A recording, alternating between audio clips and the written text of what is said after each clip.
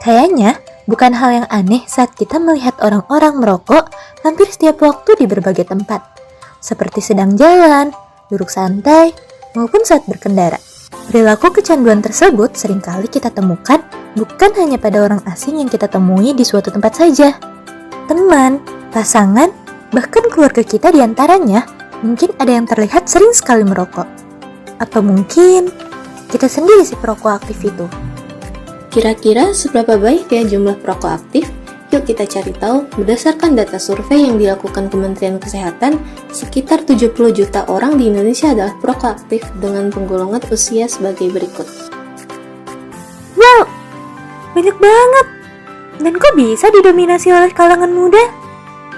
Ada berbagai faktor nih yang dapat menyebabkan orang menjadi perokok aktif dan masuk dalam kategori kecanduan.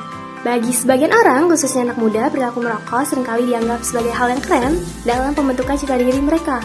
Dimulai dengan iklan rokok yang menggambarkan kebebasan dan kedewasaan, juga dapat memperbesar rasa ingin tahu mereka tentang sensasi dari merokok.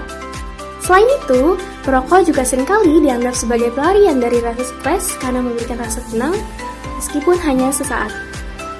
Ketidakmampuan mengelola stres, kemudahan dalam mengakses rokok, lingkungan yang didominasi oleh para perokok, dan kurangnya pemahaman serta kesadaran akan dampak dari rokok itu sendiri memperbesar kemungkinan seseorang menjadi pecandu rokok di kalangan usia manapun karena rokok itu tidak mengenal usia. Selanjutnya, yuk kita lihat apa aja sih kandungan dalam satu batang rokok yang menjadikan dia berbahaya bagi tubuh kita. Dalam satu batang rokok, terdapat banyak bahan kimia yang berbahaya. Di antaranya ada nikotin, tar, karbon monoksida, benzena, arsenik, kadmium, asetaldehida, formaldehida, amonia, dan hidrogen sianida. Nah, adapun dampak yang disebabkan dari kecanduan merokok.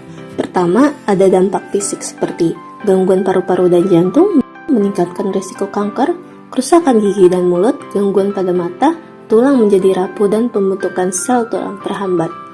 Kedua, ada dampak psikologis, seperti insomnia, sulit konsentrasi dan mudah marah, memperburuk stres dan depresi, dan juga semakin kesulitan berhenti merokok.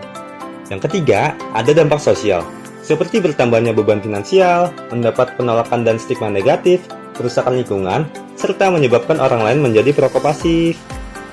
Terus, kalau sudah terlanjur kecanduan, bagaimana cara berhentinya? Nah, ada beberapa cara agar kita bisa berhenti merokok ataupun mencegah diri agar tidak merokok.